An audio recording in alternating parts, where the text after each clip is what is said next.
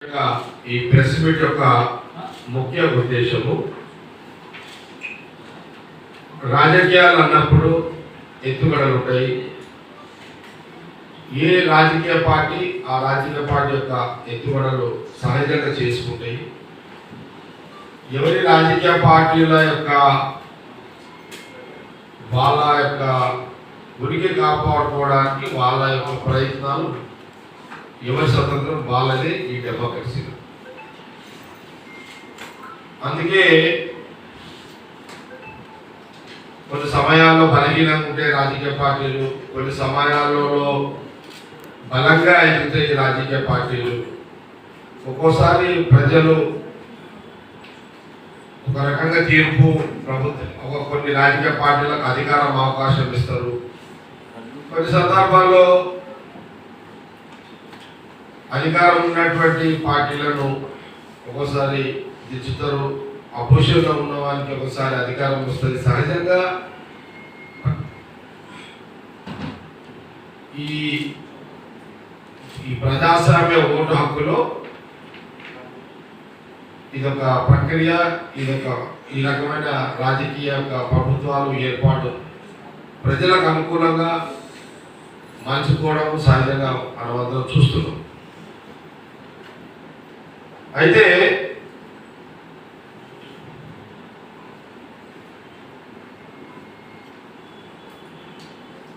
విచిత్రమైన మార్పులు చేర్పులు కూడా జరుగుతున్నాయి అందుకే రాజకీయం అంటే సమయం పాటిస్తారు.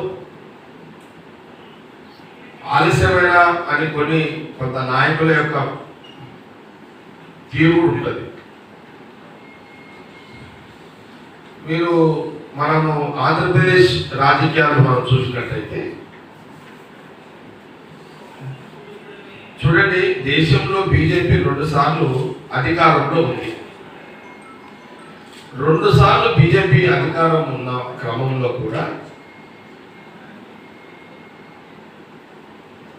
ప్రజల్లో వ్యతిరేకత మొదలైన క్రమంలో బీజేపీ ప్రభుత్వానికి, బీజేపీ పార్టీకి వాళ్ళకు ముందే వాళ్ళకున్న ఇంటెలిజెన్స్ వాళ్ళని అలర్ట్ చేయడంతో బీజేపీ పార్టీ కేంద్రంలో వాళ్ళు నార్త్లో డౌన్ అవుతున్నట్టుగా వాళ్ళకున్న ఇంటెలిజెన్స్ ప్రకారమే వాళ్ళు సౌత్ దిక్కు వాళ్ళ రాజకీయం యొక్క ఆలోచన సౌత్ దిక్కు మలిపారు. అంటే సౌత్ అంటే మన సైడ్, అంటే అటు తెలంగాణ, ఆంధ్రప్రదేశ్, కేరళ, తమిళనాడు, కర్ణాటక. తమిళనాడులో హిందీ రాష్ట్ర నాయకుడి అంటే ఆ ప్రాంతంలో జనరల్గా బీజేపీకి అక్కడ అడ్వాంటేజ్ ఎన్ని ప్రయత్నాలు చేస్తుందో వస్తలేదు తమిళనాడు కంటే. అయినా బీజేపీ అక్కడ ట్రై చేస్తుంది, ఫెయిల్ అవుతున్నారు. కాబట్టి వాళ్ళ లిస్టులో కన్ఫామ్ ఉండదు తమిళనాడు.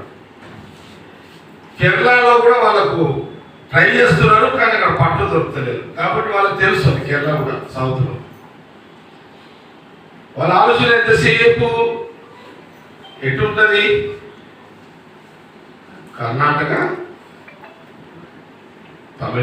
కర్ణాటక, ఆంధ్రప్రదేశ్, తెలంగాణ మీద ఉంటారు. ఇది వాళ్ళు చాలా అంటే సౌత్ లో అన్ని రాష్ట్రాల మీద ట్రై చేసుకుంటూ డౌట్ఫుల్ లో కేరళ అంటే వాళ్ళు కన్ఫర్మ్ చేసుకోరు, రాదు అంటే ట్రై చేస్తుంటారు. ఆ 2 రాష్ట్రాలు వాళ్ళు రావని తెలిసినా ట్రై చేస్తుంటారు. పక్కన పెడుతూ కర్ణాటక, తెలంగాణ, ఆంధ్రప్రదేశ్ మీద వాళ్ళు బీజేపీ ప్లాన్ చేస్తారు. కాబట్టి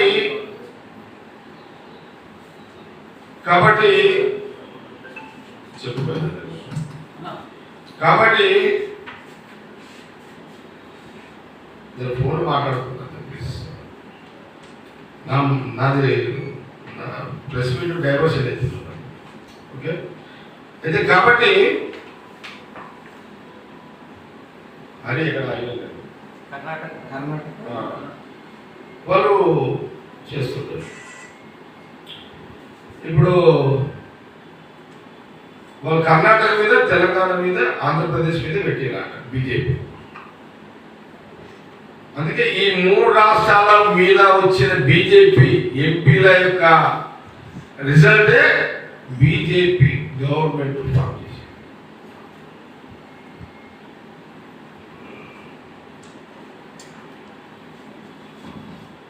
వాళ్ళు ఫామ్ చేసేది. ఒకవేళ వాళ్ళ డిజైన్ లో ఆంధ్రప్రదేశ్ చంద్రబాబు నాయుడికి అన్ని సీట్లు రాకపోయి ఉంటే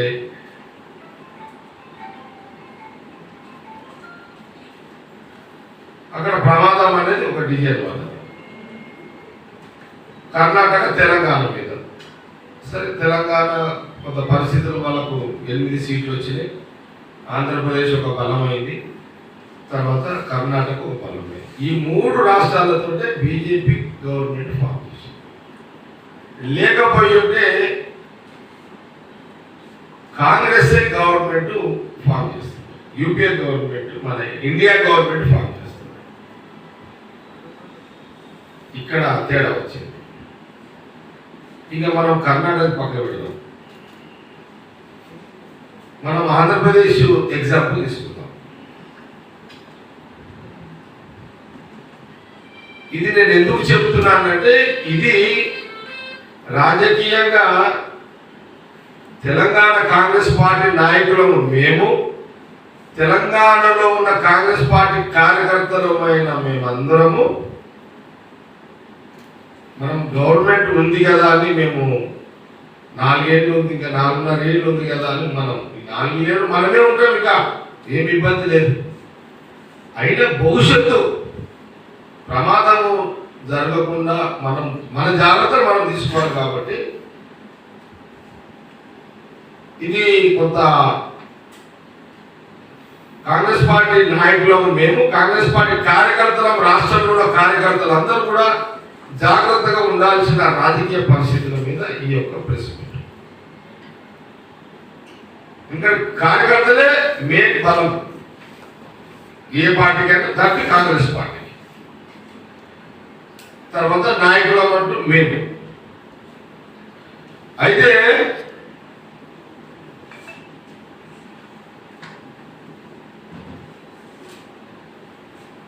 మేము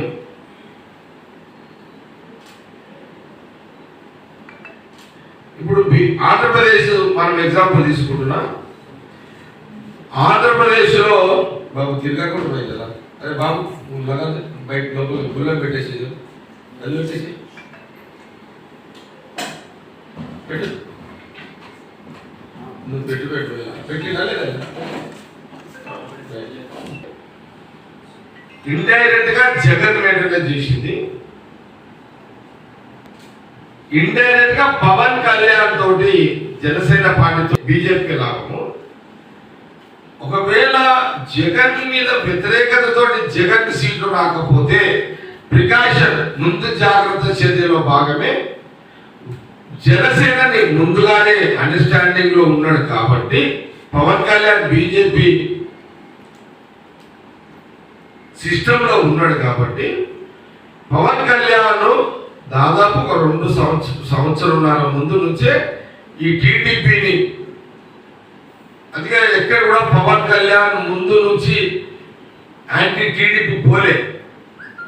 ఎందుకు పోలేదంటే పవన్ కళ్యాణ్ జనసేన పార్టీ అధ్యక్షుడు బీజేపీ డైరెక్షన్ ఫామ్ అవుతున్నాడు.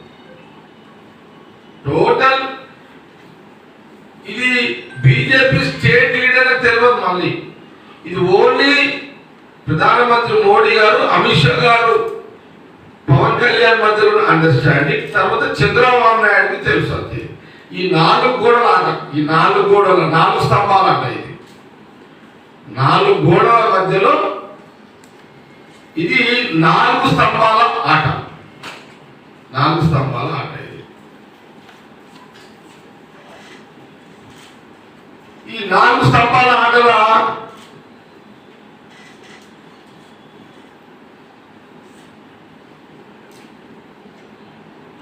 ఈ 4 స్తంభాల ఆటల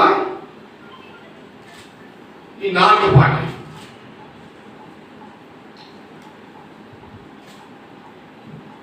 ఎంత ముందు జాగ్రత్తగా వాళ్ళు తీసుకున్నారంటే ఇక ఫోటోలు అభిషేక్ నిలబడు ఇంకా చాలా పొలిటికల్ ఇంపార్టెంట్. అందుకే ఒక 1.5 year నుంచే ఓపెన్ పవన్ కళ్యాణ్ గారు మెల్లగా టీడీపీని ఎంకరేజ్ చేసుకుంటూ ఎలక్షన్లకు 2 నెలల ముందు పొత్తుకి సిద్ధమయ్యారు. ఆంధ్రప్రదేశ్లో 25 సార్ 25 16 బీజేపీ ఏపీలో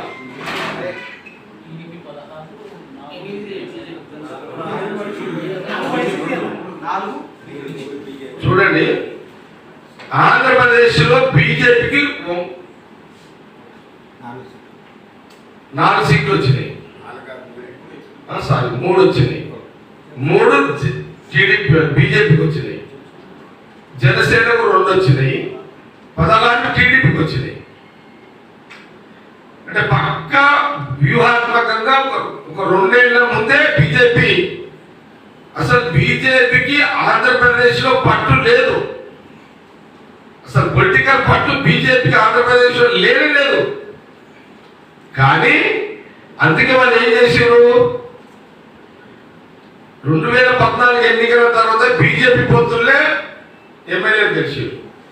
మళ్ళీ మధ్యలో గ్యాప్ తర్వాత సెంట్రల్లో బలం కావాలి కాబట్టి డైరెక్ట్ గా బీజేపీకి సింగిల్ మెజారిటీ వచ్చే అవకాశాలు కేంద్రంలో బీజేపీ లేదు కాబట్టి అందుకే పవన్ కళ్యాణ్ మధ్యవర్తితనం చేయడం వల్ల టీడీపీని పవన్ కళ్యాణ్ గారితో టీడీపీని మెయింటైన్ చేసేవారు. టీడీపీ కూడా బీజేపీ కేంద్రంలో సపోర్ట్ అవసరం. ఎందుకంటే జగన్ టీడీపీ చంద్రబాబు నాయుడు మీద కేసులు పెట్టి జైలు వేస్తున్నారు కాబట్టి మోరల్ సపోర్ట్ అవసరం, కేంద్రం సపోర్ట్ అవసరం. కాబట్టి ఇది ఒక సిస్టమ్ అక్కడ నడుస్తుంది.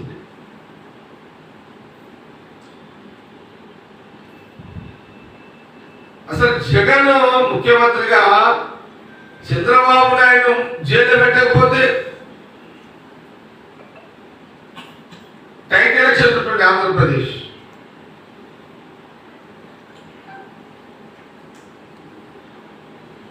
కాబట్టి ఏమైతుంది,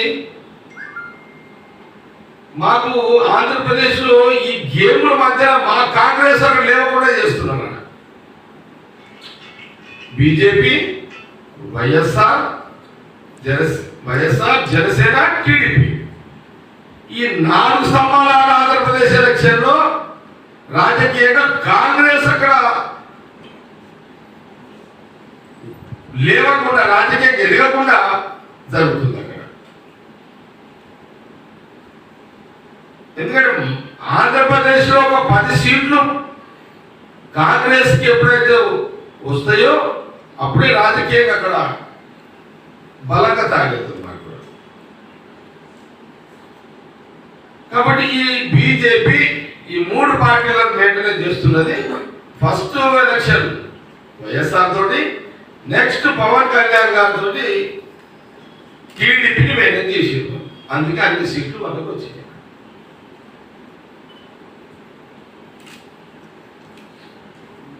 ఇక తెలంగాణలో 8 కొట్టేవారు. నెక్స్ట్ నాకు అనిపించింది ఏంటంటే, నేను చంద్రబాబు నాయుడు గారి యొక్క రాజకీయంగా అంటే బీజేపీ రాజకీయం ఏం జరుగుతుంది అన్నది ప్రెస్ మీట్. నేను వయసు రీత్యా చంద్రబాబు నాయుడు గారు 10 మంత్రులు, నేను నోట్ అవుతుంది. ఆయన పనితనం మీద కాదు ఇది. నేను కాంగ్రెస్ పార్టీ నాయకులను, మా పార్టీ బలంగా తెలంగాణలో ఉన్నది. ఇక్కడ గవర్నమెంట్ ఉన్నది, అంతకంటే ముందు బలంగా ఉంది తెలంగాణలో కాంగ్రెస్ ఉంది కాబట్టి గవర్నమెంట్ వచ్చింది. తెలంగాణ కాంగ్రెస్ కార్యకర్తల బలం ఉంది.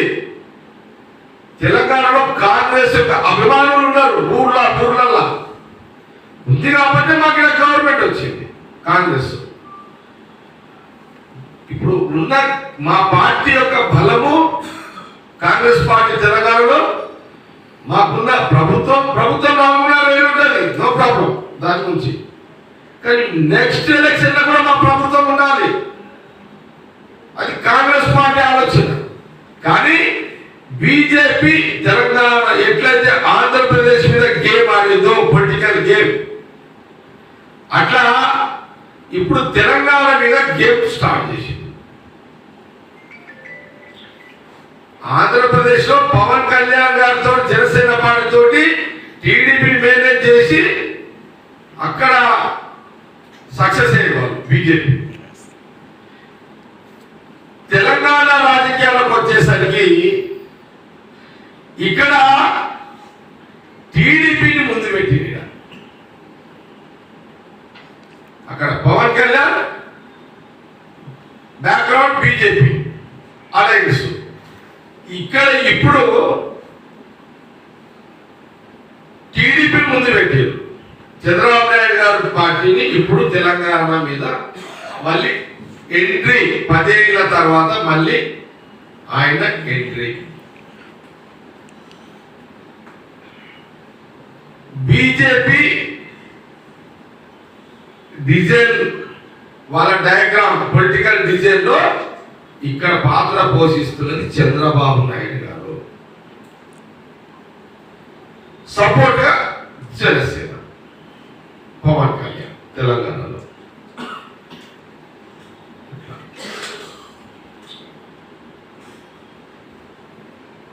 ఇది ఒక గేమ్. ఇప్పుడు మాకు చూసారా ఈడ 3 పార్టీలు, ఈడ కేసీఆర్. ఇప్పుడు కేసీఆర్ మొన్న ఓడిపోయి డౌన్ అయిపోయాడు. కానీ కేసీఆర్ కూడా రాజకీయంగా కూతురు కావాలనే ప్రేమ, కూతురు మీద ఎవరికైనా ప్రేమ ఉంటుంది. కవిత జైల్లో ఉన్నది,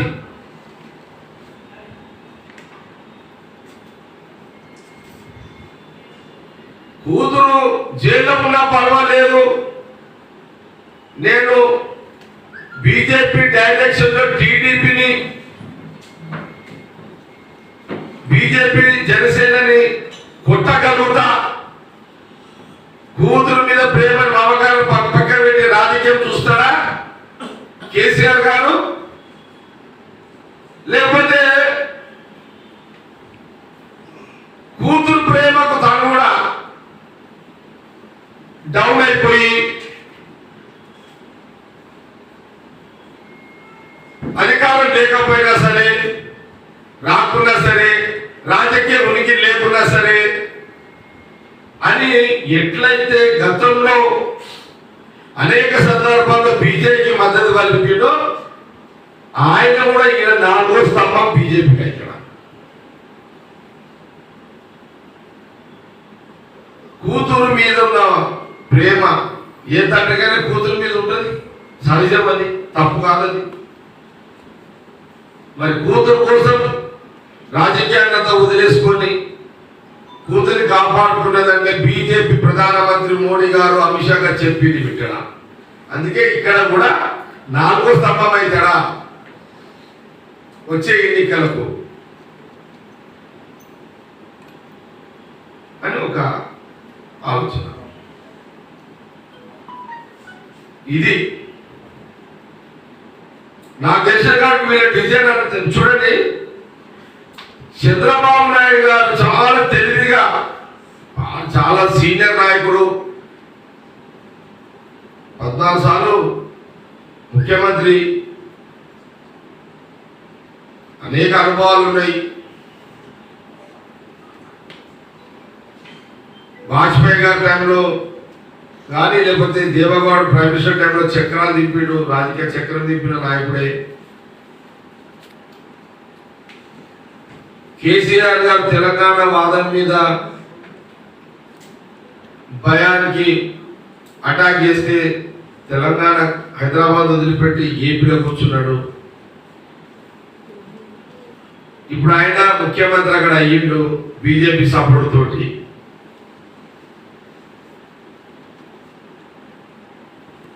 ఇప్పుడు ఆయన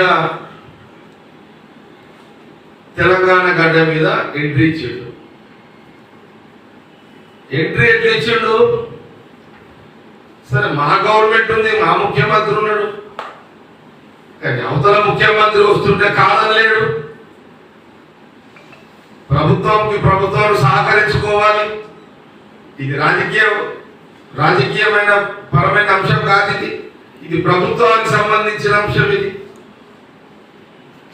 అందుకే తెలివిగా చంద్రబాబు నాయుడు గారు గతంలో చంద్రబాబు నాయుడు గారు హైదరాబాద్కు వచ్చి పోయేది కూడా తెలియకపోలేదు. ఎందుకంటే ఆయన ఇక్కడ ఇల్లు ఉన్నది ఆయనదే. ఆయన హైదరాబాద్ ఆయన మేము ఇదేం కాదు, ఆయనకే ఆయన ఇల్లు తిన ఆయన రైట్స్ ఉన్నాయి కదా. కానీ రాజకీయమైన సంబంధించిన చంద్రబాబు నాయుడు గారు రాష్ట్ర విభజనలో కొన్ని పనులు పెండింగ్ ఉన్నాయి. ఆ పనులను బేస్ చేసుకొని చంద్రబాబు నాయుడు గారు డైరెక్ట్ గా ఫస్ట్ ప్రభుత్వం పరంగా ఎంట్రీ ఇచ్చాడు. మాకు తప్పలేదు, ఎందుకంటే అది ఇష్యూస్ ఉన్నాయి. విభజన టైంలో కొన్ని ఇష్యూస్ ఉన్నాయి, తేల్చుకోవాల్సినవి. దానికి బాధ్యతాపరంగా ముఖ్యమంత్రి రెస్పాండ్ కావాల్సిందే. తెలివే బీజేపీ చూడండి. ఇక్కడ ఒక విచిత్రం ఏంటంటే బండి సంజయ్ సమర్థించింది. చంద్రబాబు నాయుడు గారు తెలంగాణకు రావడము, ఇక్కడ ముఖ్యమంత్రిని కలవడము, Bandi Sanjay BJP central minister దాన్ని సమర్థించేసి సిగ్నల్ ఇచ్చినట్టు కదా. బండి సంజయ్ ఇండైరెక్ట్ గా బీజేపీ టీడీపీ చంద్రబాబు నాయుడు గారు బీజేపీ చేతిలో ఆయన ఒక పావు.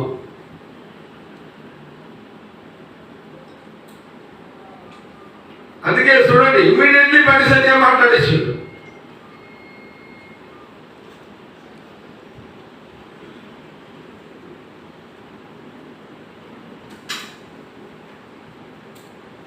కిషన్ రెడ్డి ఏం మాట్లాడలేదు. మళ్ళా ఎప్పుడైనా బండి సంజయ్ మాట్లాడింది మిస్ఫైర్ అయితే కిషన్ రెడ్డి మళ్ళీ దాన్ని సవరించుకోవడానికి స్పీడ్ కిషన్ రెడ్డి ఉన్నట్టుగా నాకు కనబడుతుంది. కాబట్టి ఇప్పుడు వాళ్ళ బీజేపీ ప్లానింగ్. అందుకే చూడండి, అందుకే ఎంట్రీ వచ్చేసిండు. ఆయన హైదరాబాద్కు వచ్చిన వెంటనే చంద్రబాబు నాయుడు గారు టీడీపీ ఆఫీస్కి పోలే. ఫస్ట్ వచ్చి అధికార ముఖ్యమంత్రిగా ఇక్కడ అధికార యొక్క పేరు మీద మా ముఖ్యమంత్రి గారు కలిసి, మా ముఖ్యమంత్రి గారు కూడా తప్పలేదు, మరి ముఖ్యమంత్రి మరి విభజనలో అనేక అంశాలు ఉన్నాయి.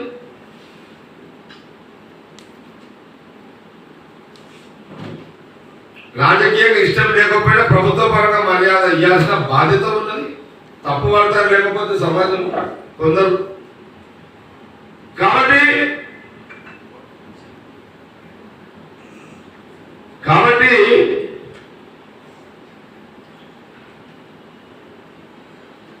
ఈ అధికార కార్యక్రమాలు అయిపోయిన వెంటనే అసలైన రాజకీయ చాతుర్యము అసలైన రాజకీయ రంగు చంద్రబాబు నాయుడు గారు బయట పెట్టిండు. ఎట్లా? టీడీపీ ఆఫీస్ పోయి మళ్ళీ చంద్రబాబు నాయుడు గారికి 2 రాష్ట్రాలు 2 కన్నులు అయిపోయాయి. నేనైతే చంద్రబాబు నాయుడు గారు తప్పు మాట్లాడలేదు, ఇది నేను ఊహించి మాట్లాడుతున్నా. అట్లా ఇది కాంగ్రెస్ పార్టీ నాకు చెప్పి మాట్లాడేస్తుంది కూడా కాదు. ఇది జగ్గారెడ్డిగా నేను మాట్లాడుతున్నాను.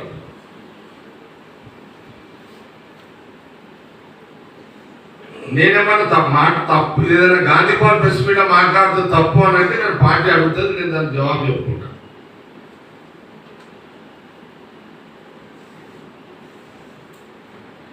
రెండు కళ్ళు అన్నాడు. మళ్ళీ తెలంగాణ ఐటీ సాఫ్ట్వేర్ ఇవన్నీ డెవలప్మెంట్కి చంద్రబాబు నాయుడు గారి కారణం చెప్పాడు. నేను మళ్ళీ చెబుతున్నాను,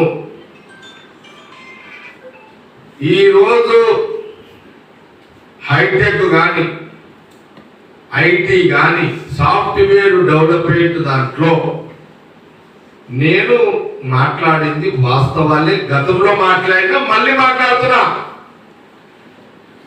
దీనికి మొదటి పునాది కాంగ్రెస్ పార్టీ ముఖ్యమంత్రి నెదురుమల్లి జనార్దన్ రెడ్డి గారు. నెదురుమల్లి జనార్దన్ రెడ్డి ముఖ్యమంత్రిగా ఉన్నప్పుడు ఈ మాదాపూర్, కొండాపూర్ ఈ ఏరియాలో సాఫ్ట్వేర్ ఐటీ హైటెక్ సిటీ దీనికి డిజైన్ చేసింది నెదురుమల్లి జనార్దన్ రెడ్డి, ఆనాటి కాంగ్రెస్ ముఖ్యమంత్రి. తర్వాత చంద్రబాబు నాయుడు గారు కొబ్బరికాయలు కొట్టిళ్ళు. చేయలేదని నేను అంటలేను, ఖచ్చితంగా. కానీ దాని డిజైన్, దాని ఊహా చిత్రం, హైదరాబాద్ ఇట్లా అవుతుంది, ఇట్లా కావాలి, ఉద్యోగాలు ఇట్లా అందరికీ రావాలి, హైదరాబాద్ డెవలప్ అయితే దాన్ని డిజైన్ చేసింది నెదురుమల్లి జనార్దన్ రెడ్డి ముఖ్యమంత్రి గారు. దాన్ని చంద్రబాబు నాయుడు గారు టేకప్ చేసిండు, ఆయన సక్సెస్ అయ్యాడు. రాజశేఖర రెడ్డి గారు కంటిన్యూ చేశాడు, సక్సెస్ అయ్యాడు. రోషే గారు కంటిన్యూ చేశాడు. కిరణ్ కుమార్ రెడ్డి గారు కంటిన్యూ చేశాడు.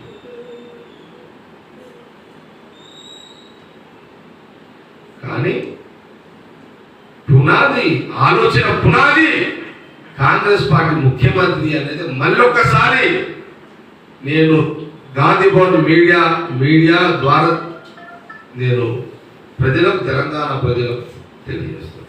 నేను ఎవరిని కించపరుస్తలేదు. అదే కంటిన్యూటీలో కేసీఆర్ ముఖ్యమంత్రి అయిన, కేటీఆర్ అయిన వాళ్ళు చూసి సేమ్ ప్రాసెస్ మేము చెప్పుకోవాలి కదా, చెప్పుకోవాలి కదా. కాబట్టి ఈ విషయాన్ని కూడా ఒకసారి తెలంగాణ ప్రజలకు తెలియజేస్తున్నారు.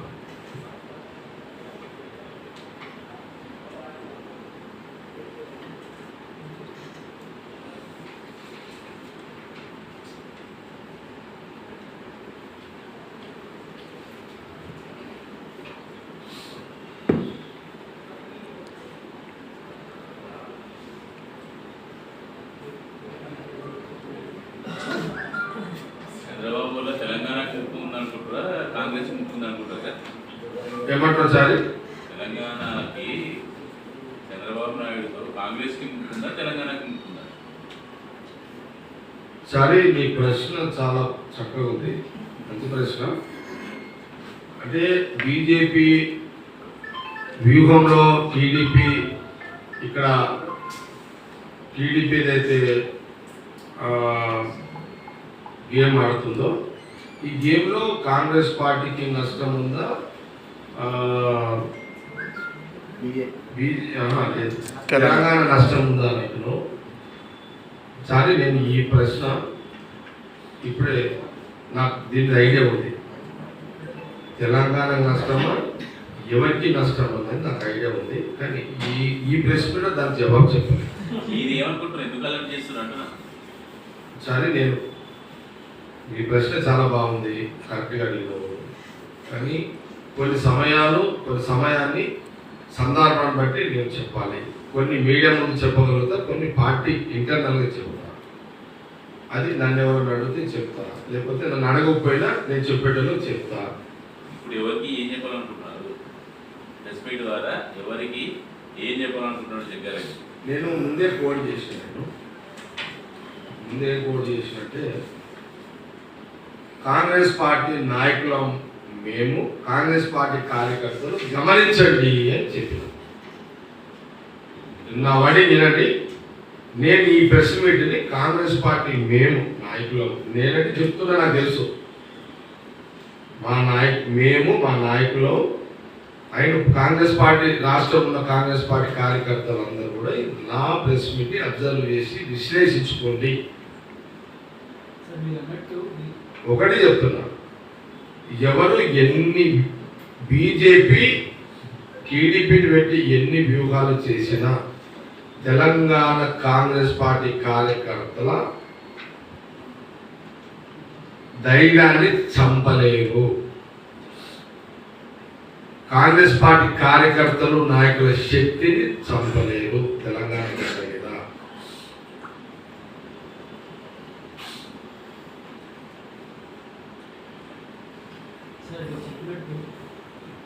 చంపలేరు. వస్తా ప్రశ్నలకు వస్తాం ఒక సెకండ్ అయిపోతే. చంపలేనప్పుడు మళ్ళీ ఎందుకు సరిగా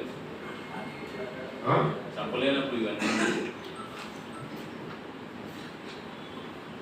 పార్టీ వేరు, ప్రభుత్వం వేరు. పార్టీ పరంగా మమ్మల్ని చంపలేరు, ప్రభుత్వ పరంగా మేము జాగ్రత్తలు తీసుకునే దాంట్లో కొన్ని విషయాలు నేను సార్, ఇక్కడ కాంగ్రెస్ అధికారంలో ఉంది, మీతో ఈక్వల్ గా బీజేపీకి 8 సీట్లు వచ్చినాయి. ఎక్కడ ఉన్న టీడీపీ తీసుకొచ్చి ఇక్కడ గేమాడాల్సిన అవసరం ఏముంది?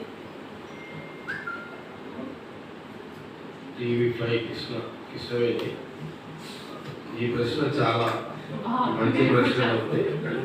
ఈ సమయం కాదు, లేదు నీ యొక్క ప్రశ్నలో డెప్త్ ఉంది, చాలా అడిగినట్టు డెప్త్ ఉంది, కానీ ఈ సమయం కాదు. నేను ఇప్పుడు కొన్ని అన్ని నేను ఒక రాజకీయ నాయకుని కదా,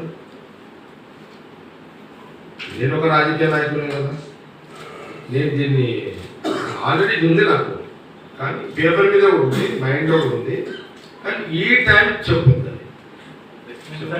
అనుమానాలు వ్యక్తం చేస్తారు కదా, వీటిని మీ పార్టీ తీసుకెళ్తారా? రాష్ట్ర నాయకత్వం దృష్టికి కానీ జాతీయ నాయకత్వం దృష్టికి కానీ?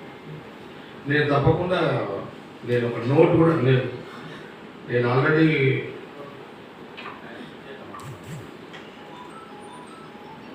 ఇప్పుడు ప్రెస్ మీట్ పెడుతుంటే ఆటోమేటిక్ అవుతుంది కదా. ప్రెస్ మీట్ కూడా ఎత్తుగడనేనా సార్? ప్రెస్ మీట్ కూడా ఎత్తుగడనేనా? లేదంటే ఎవరు అడిగినారు?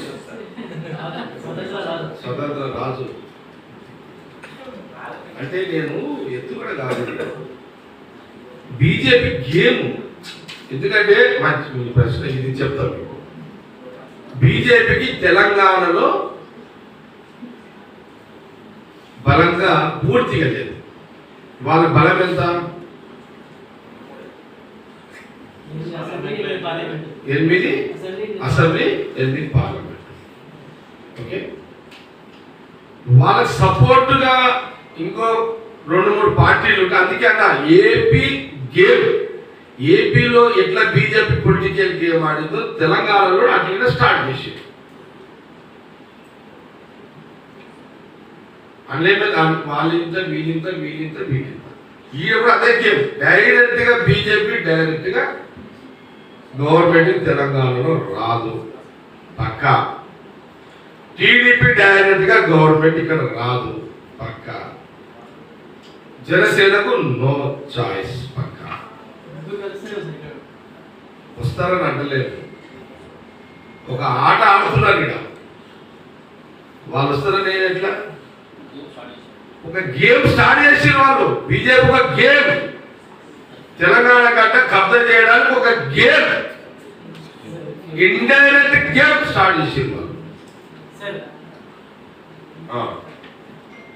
తెలంగాణలో బీఆర్ఎస్ బలంగా ఉండి కాంగ్రెస్ 2వ స్థానంలో ఉండే, ఇప్పుడు కాంగ్రెస్ 1వ స్థానానికి వచ్చింది, బీఆర్ఎస్ 2వ స్థానంలో ఉండాల్సింది. మీ పార్టీ ఏం చేస్తుందంటే బీఆర్ఎస్ని 2వ స్థానంలో లేకుండా చేస్తాం. అయితే ఆ 2వ స్థానం కోసం బీజేపీ ప్రయత్నిస్తుంది. అంటే ఇండైరెక్ట్ గా మీ పార్టీయే బీజేపీకి 2వ స్థానం నుంచి ప్రయత్నం చేస్తుంది కదా. కార్తీక్, నీ ప్రశ్న ఉన్నది ఇండియన్ ఎక్స్ప్రెస్. నీ ప్రశ్న కరెక్టే అడిగిన, నేను ఇప్పుడు జవాబు చెప్పాను కాదు. బీజేపీ తెలంగాణకు వచ్చే ప్రయత్నం ఎట్లాంటి అడగాలి అంటే టీడీపీ ద్వారా వస్తుంది అంటారు కదా, టీడీపీ ద్వారా బీజేపీ రాబోయే ప్రయత్నం కాంగ్రెస్ పార్టీ కానీ కాంగ్రెస్ కార్యకర్త కానీ మీరు ఎట్లా అడ్డుకుంటారు?